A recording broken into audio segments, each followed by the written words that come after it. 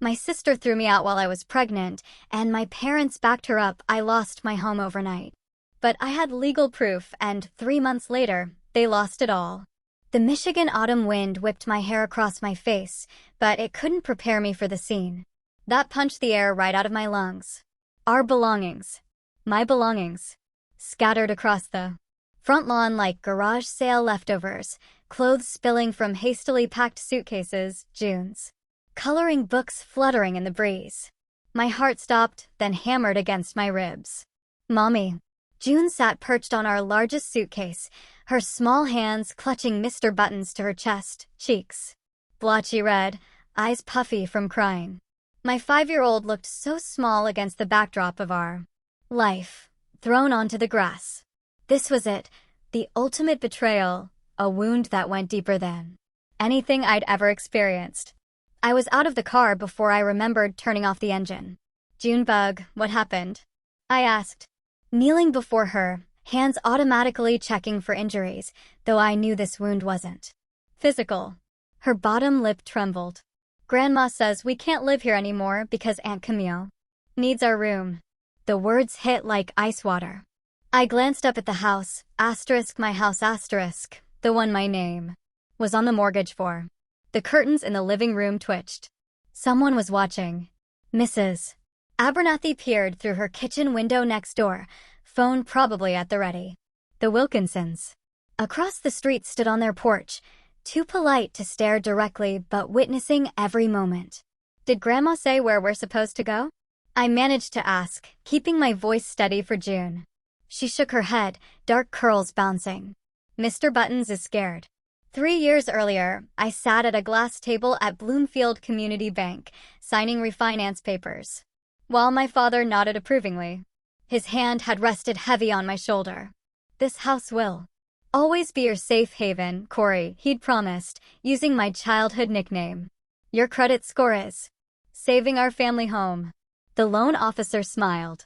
732 is excellent, especially for someone your age. The agreement was simple. I'd pay the mortgage $160 monthly, and they'd help with June while I rebuilt my life after David's betrayal. A fair trade. A family supporting each other. What a joke. I stood up, smoothing June's hair. Wait here with Mr. Buttons. Mommy needs to talk to Grandma. The front door wasn't locked. Of course not, they were expecting me. The smell hit me first, cinnamon rolls, Camille's favorite. Mom never made those for me. I found them in the living room. Mom folded baby clothes on the sofa, a pastel mountain of preparation. Camille lounged in Dad's recliner, spoon-digging into a bowl of rocky road, her pregnant belly straining against a shirt I recognized as mine. Dad fiddled with the thermostat, his back to me. What the hell is this? My voice came out, steadier than I felt. Mom didn't look up from a tiny onesie. Language, Corinne. My daughter is sitting outside crying. Our belongings are on the lawn, and you're worried about my language. Camille smirked around her spoon. Drama queen. Dad turned, finally meeting my eyes for a flickering second before looking away. Now, Corey, don't call me that. The childhood nickname. Burned now. Mom sighed, setting down a folded sleeper. Camille needs peace and quiet in her condition. You're an adult, Corinne. You'll figure it out. My hand shook. I pay the mortgage. My name is on the loan. Dad cleared his throat. But not the title, dear. That's still ours. The room tilted sideways for a moment. All these months of payments. The overtime shifts. The credit score I built back from the ashes of my divorce. And this is how family treats family. Camille rubbed her belly, that smug smile still playing on her lips. I wondered if she suggested this, or if my parents came up with it themselves. It didn't matter. You had days to tell me. You could have given us time to find a place. My voice dropped to a whisper. Instead, you threw a 5-year-old's belongings on the lawn like trash. Don't be so sensitive, Mom says. We packed most things properly. My hands wouldn't stop shaking. I curled them into fists, nails digging half-moons into my palms. June starts kindergarten on Monday. The school district in Pontiac isn't that bad, Dad says, as if he's offering a solution instead of another problem. Pontiac. 40 minutes away. A new school. No. Childcare. All decided without me. I backed toward the door, suddenly understanding something. Fundamental had shifted. These people, my parents, weren't my safe haven. They never were. Outside, June sat exactly where I left her, one small hand patting Mr. Buttons reassuringly.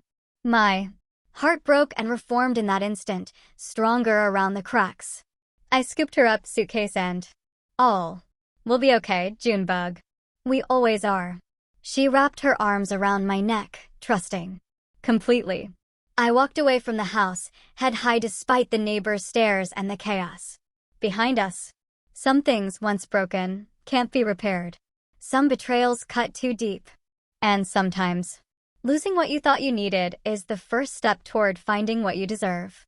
Later that night, Sarah's guest bedroom ceiling had a water stain shaped like Florida.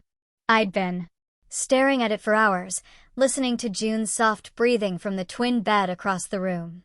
My daughter finally cried herself to sleep, clutching Mr. Buttons so tightly I worried she might squeeze his stuffing out. The digital clock on the nightstand glared 2:17 a.m. at me. My eyes burned. But sleep refused to come. I needed June's inhaler. Her asthma hadn't flared up in months, but Michigan autumn meant ragweed, and ragweed meant trouble. The inhaler sat in the bathroom medicine cabinet, one of countless things we left behind in our rushed exit. My phone screen illuminated the darkness. 3 missed calls from Dad. A text from Mom. We packed most things properly. Stop being dramatic. I swung my legs over the bed edge, careful not to wake June. Sarah's hardwood floors creaked as I tiptoed to the kitchen. Her house smelled of cinnamon and clove, the seasonal potpourri she puts out every September since high school. Can't sleep. Sarah appeared in the doorway, hair twisted in pink foam rollers.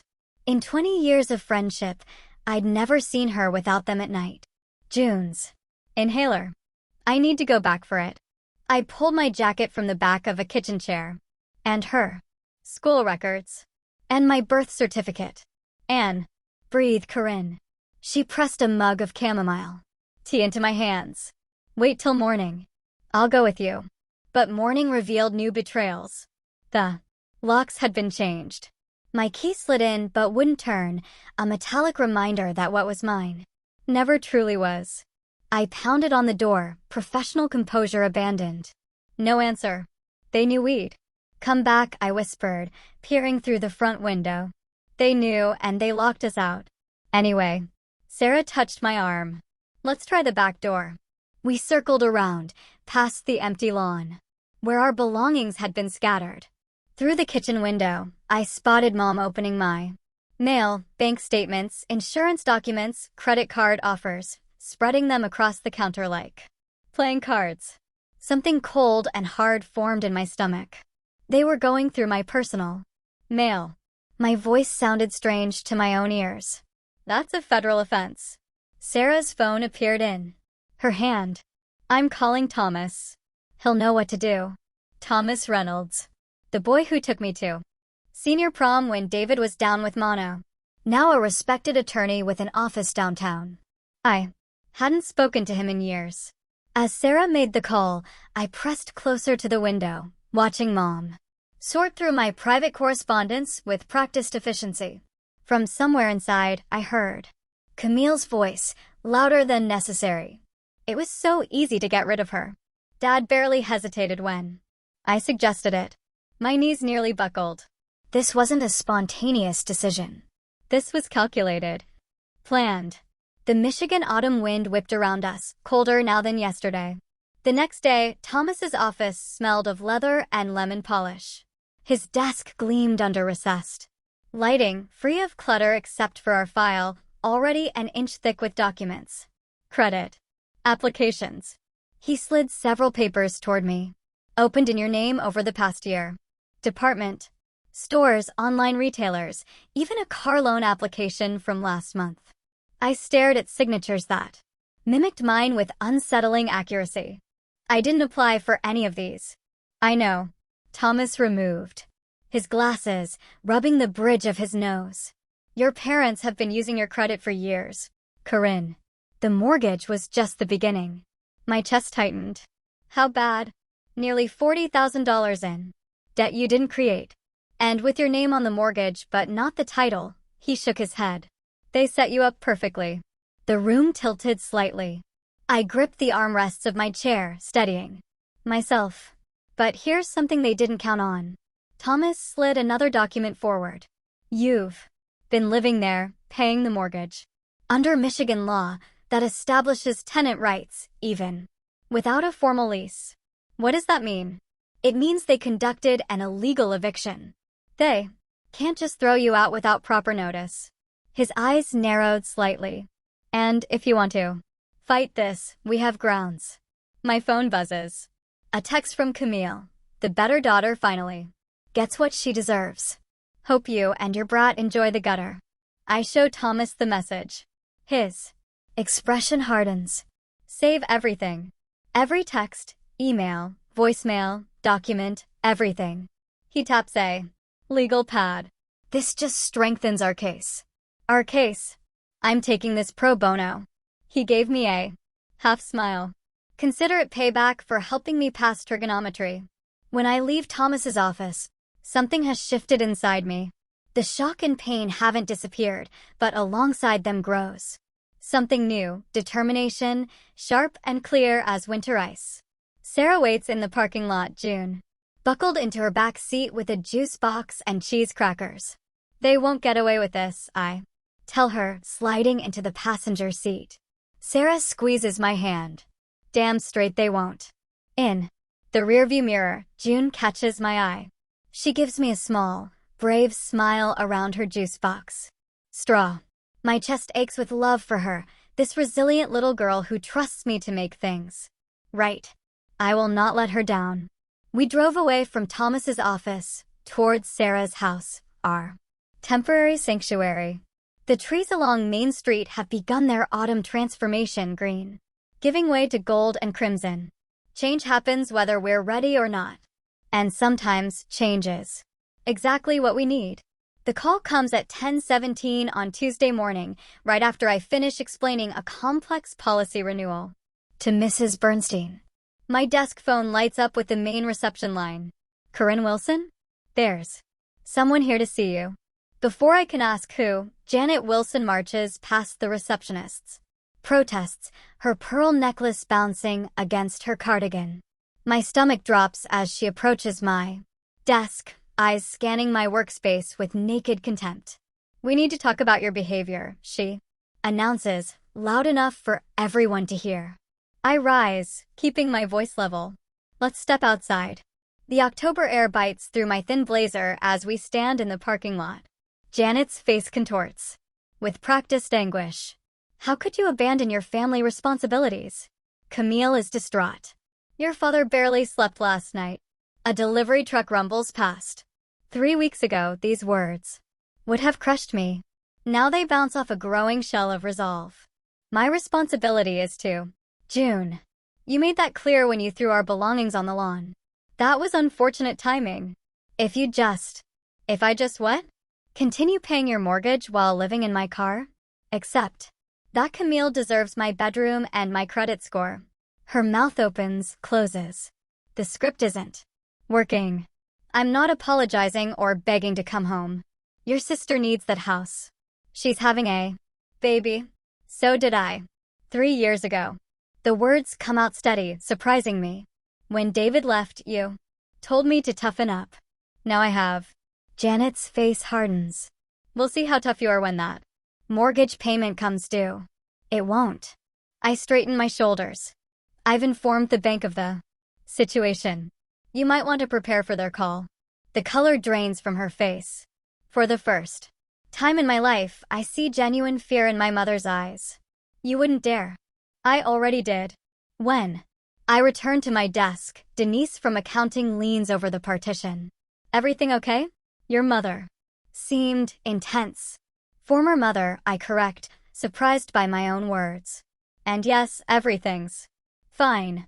That night, I tucked June into her new bed, a twin mattress with princess sheets, in our small, two-bedroom apartment. The place isn't much, but at $950 a month, it's what we can afford in a neighborhood with decent schools. June has taped paper stars to the ceiling, creating her own constellations. Do you think Grandma and Grandpa are mad at us? June asks, clutching Mr. Buttons. The question pierces me. I sit on the edge of her bed, choosing my words carefully. Honey, sometimes people who should love us don't know how. Like Daddy. My throat tightens. Something like that. Are they going to be mad forever? I stroke her hair, darker than mine, but with a same wave. That's not something you need to worry about. Your job is to be June. My job is to keep us safe. But what if they need us? Like when Grandma was sick and we brought soup. The memory stabs. Janet's flu last winter, June and I making chicken noodle soup from scratch. Janet accepted it with a distracted thanks before asking when Camille would visit. We can care about people from a distance, Junebug. She considers this, her 5-year-old mind working through adult complexities. Like how I care about the kids in Africa at school, but I don't live with them. A smile tugs at my lips. Exactly like that. After June falls asleep, I spread papers across our second-hand kitchen table. Thomas has outlined my legal options in neat bullet points. The tenant rights violations alone could force my parents to pay substantial damages. My phone buzzes with Sarah's text. Meeting with the daycare director. Tomorrow at 3, she'll hold a spot for June. Another message follows. Denise dropped this off, said. You might need it. Attached is a photo of an advance check from McAllister Insurance, a 2-week salary that Mr. McAllister approved without me asking. A handwritten note reads, Family isn't always blood. Take care of your girl. The tears come then, hot and fast. Not from sadness, but from the shock of genuine support after years of its absence. My phone rings. Camille's number. I silence it, watching as she leaves a voicemail. The notification appears seconds later. I play it on speaker. Someone from the bank called Dad today. What the hell did you do? You're going to ruin everything. This is just like you, always making things about yourself when I'm the one having a baby. Mom says you're trying to get them evicted. Is that what you want? For your pregnant sister to be homeless? The old Corinne would have called back immediately, apologizing, fixing, managing Camille's feelings as I've done since childhood. Instead, I open a fresh document on my laptop. At the top I type, communication log, Camille Wilson. Then I transcribe her message word for word, noting date and time. In another folder labeled legal, I save the voicemail file Thomas advised me to keep. The mortgage company's confirmation email arrives as I work. Payment suspension. Acknowledged. Property status updated to pre-foreclosure. My hands tremble slightly as I file this. 2. 1 month of missed payments won't trigger foreclosure, but it starts the clock. By my calculations, they have about 80 days before real trouble begins. I look around our small apartment. The water stain on the kitchen ceiling, the bathroom door that sticks, the living room barely big enough for our second-hand couch. Nothing like the 4-bedroom colonial with the maple tree out front, the house I've paid for but never owned. My phone buzzes again. Janet, your father had to take a nitroglycerin pill tonight. I hope you're satisfied. Another entry for the communication log. Another manipulation tactic documented. A text from an unknown number follows. This is Brad, Camille's husband. Can we talk? Things don't add up. That's new. I've forwarded it to Thomas before. Responding. I'll have my attorney contact you tomorrow. The weight in my chest shifts slightly. No longer crushing, just heavy. Manageable. From June's room comes a whimper. The nightmares again. I find her tangled in sheets, Mr. Buttons squeezed against her chest. We have to go, she mumbles. Half asleep. They said we have to go now. We're home, Junebug, I whisper, stroking her hair. This is our place. No one can make us leave. Her breathing steadies. She believes me because children trust their mother's promises. I've never felt more determined to keep one. Back at the kitchen table, I open the sealed envelope Thomas gave me earlier. Inside is a formal legal notice, already drafted, requiring only my signature to proceed. Notice of intent to file civil suit for wrongful eviction and financial exploitation. The words blur through unexpected tears. Not sad. Tears. Not angry tears. The terrified tears of someone standing at the edge of a high dive, knowing they must jump. My pen hovers over the signature line. I think of June's paper stars carefully, placed to create her own sky when the real one was taken away. I sign my name. 3 days later, the certified letter felt substantial in my hand as I dropped it into the mailbox. 2 more identical envelopes waited their turn, one for the mortgage company, one for Thomas to file with the court. Each contained 37 pages of meticulous documentation spanning 3 years of financial exploitation. My fingertips lingered on the edge of the mailbox. Is that it, Mommy? June stood beside me, clutching Mr. Buttons under one arm while licking a rainbow popsicle with her free hand.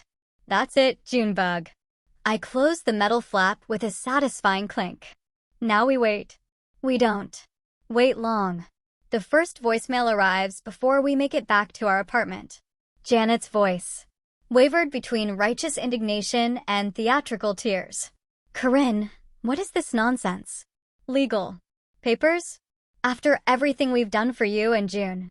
I deleted it mid-sentence and blocked the number. An hour later, Sarah handed me a mug of coffee when we walked through her door.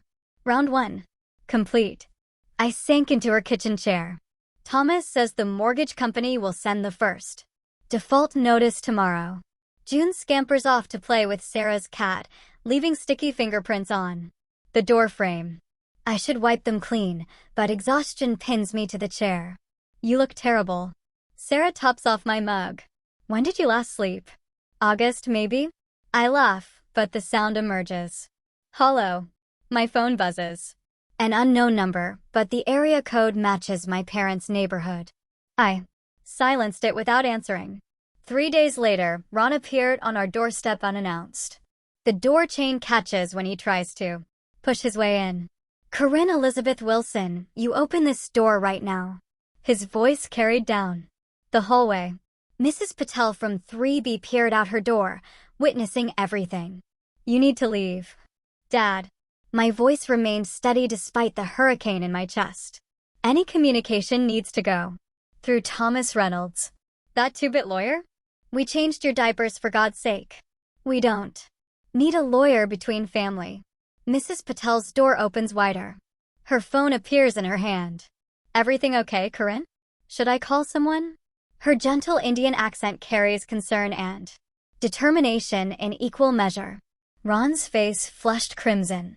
This is a private matter. Not when you're shouting in a hallway, I say.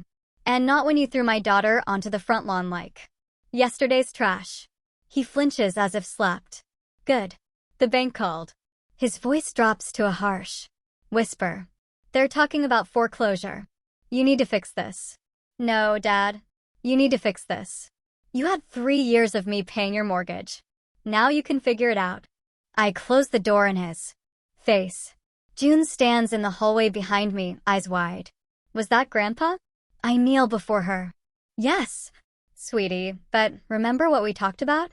Some people need to learn to be kind before they can be in our lives. Her small fingers touch my cheek. Like a timeout?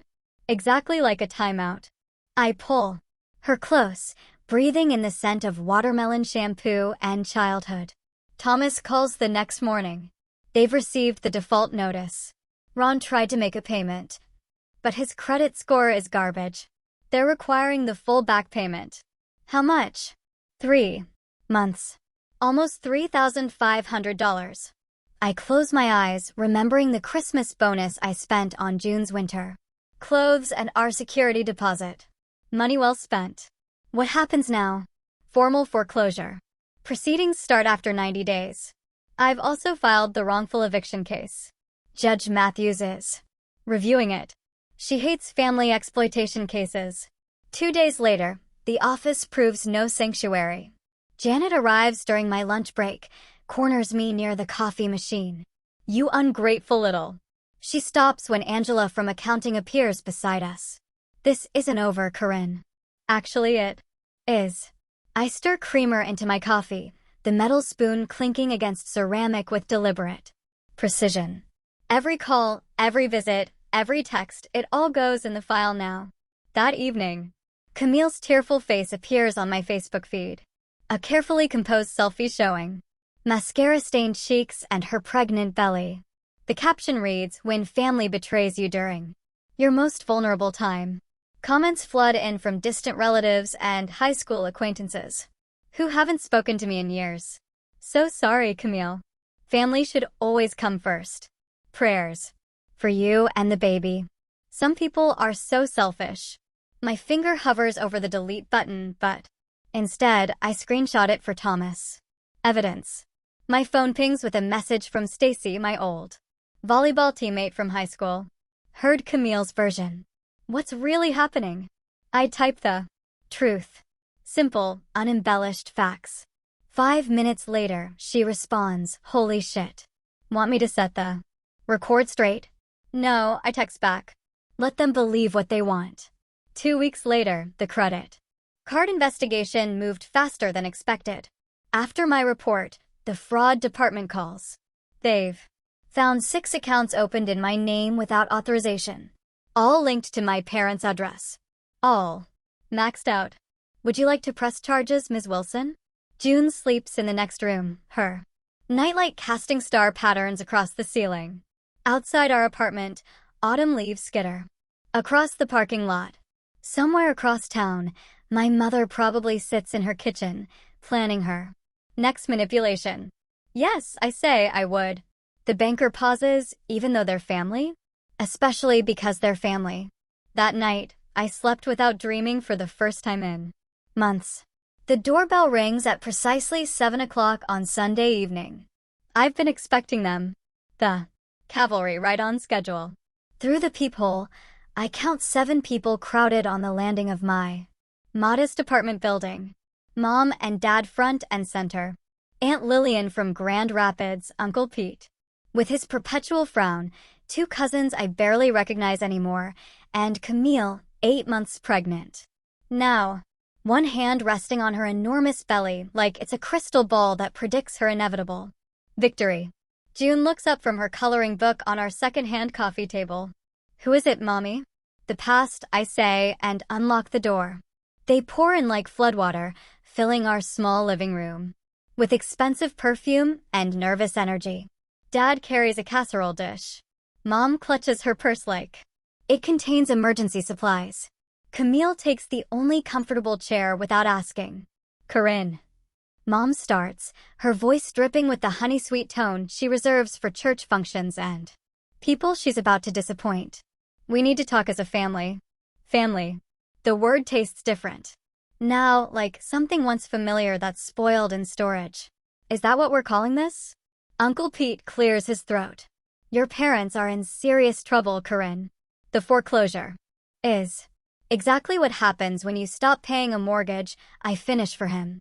Basic financial literacy. Dad sets the casserole on the kitchen counter and steps forward. His shoulders slump under his golf shirt. The same man who once seemed 10 feet tall now diminished by consequences. Sweetheart, I know. You're upset. June, I interrupt, turning to my daughter. Why don't you go play in your room for a bit? The grown-ups need to talk.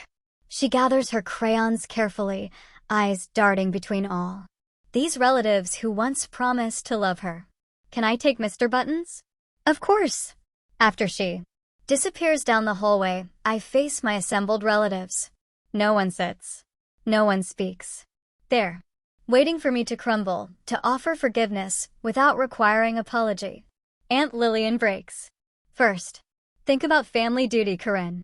Family always comes first. Where was family duty when they threw my 5-year-old onto the lawn? My voice remains calm, a river frozen over, hiding its current. Camille sniffles dramatically. The baby needs its home. The stress is affecting my pregnancy. Mom nods vigorously. Dr. Winters says her blood pressure. Let me guess what happens. Next, I interrupt, moving to the dining table where a manila folder waits. You'll mention Dad's heart palpitations. You'll suggest I'm damaging June by cutting her off from her grandparents. Someone, probably Uncle Pete, will mention elder abuse laws. And finally, you'll threaten to report me for abandoning the mortgage. Their stunned silence confirms my script. 20 years of family holiday dinners has made their tactics predictable. Did I miss anything? Dad's face reddens. You have no right. Actually, I have every right. I open the folder and remove a stack of papers. Thomas, you remember my attorney friend from high school? Suggested I prepare this timeline of events. I lay out documents in a neat row across the table. Bank statements showing withdrawals from my account that match deposits to yours. Credit card applications with forged signatures. The mortgage agreement with my name prominently featured. And these, I placed June's drawings on top. Stick figures standing in rain while bigger stick figures look from windows are how my daughter process being evicted without warning. Aunt Lillian steps forward, squinting at the papers. Her hand flies to her mouth. You told us she refused to help with the mortgage, she whispers to my mother. She's twisting things, Mom says, but her voice wavers. I remove my phone from my pocket and press play on a saved recording. Getting rid of Corinne was easier than I thought. Camille's voice fills the room. Mom already had the locks changed before they even left. Dad says we'll let the bank take the house before we let her back in. Camille's face drains of color. You recorded me? That's illegal. Michigan is a one-party consent state, I reply. Another fact Thomas shared. Uncle Pete studies the bank statements, his accountant's eyes catching what others might miss. Ron, what is this? These transactions. It was temporary, Dad mutters. We were going to pay it back. I place the foreclosure notice on top of everything else. The auction is Tuesday. According to the sheriff's office, similar homes in the neighborhood are selling well below market value. You'll lose everything and still owe the difference. The room falls silent except for Camille's ragged breathing. Even she seems to understand the magnitude of what's happening. What do you want? Dad finally asks, defeat crumpling his face. Nothing, I answered honestly. Not anymore. Mom steps toward me, hands outstretched. Corinne, please, we're family. No, I say. Quietly. We're relatives. There's a difference. The phone rings, startling everyone. I check the display. It's Ryan, Camille's husband. Perfect timing. You should probably take this, I tell Camille, holding out the phone. He's been asking a lot of questions about the family finances since the fraud investigation opened. She stares at the phone like it might bite her, then grabs it and hurries to the bathroom. One by one, my relatives examine the evidence spread across the table. The curtain pulled back, the manipulation exposed in black and white. The looks they give my parents shift from confusion to disappointment to something harder. Uncle Pete gathers his coat. We should go. Aunt Lillian squeezes my hand before following him.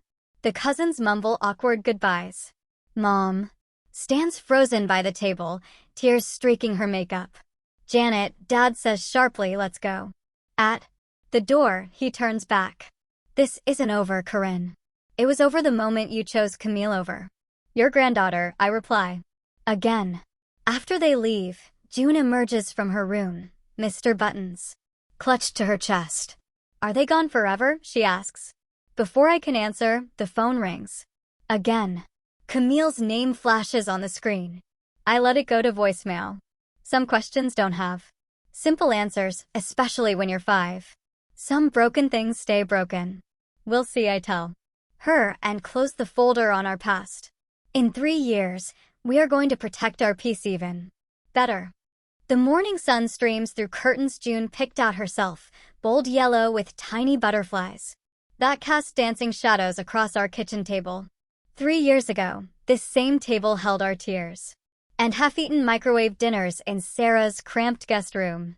Today, it showcases June's science Project, a bean plant stretching toward the light, roots visible through clear plastic. Mom, it grew. Another inch. June bounces on her toes, ruler in hand, her curls wild from sleep. At 8, she's all elbows and opinions and infectious joy. I set down 2 bowls of oatmeal topped with fresh berries. Recorded in your growth journal before school. While June scribbles measurements, I sip coffee and scan the wall calendar, color-coded, naturally. Blue for work meetings, green for June's activities, purple for my online accounting classes, and yellow for social events. So much yellow. These days. My phone pings with a text from Thomas. Credit score update, 798, highest I've seen in my practice.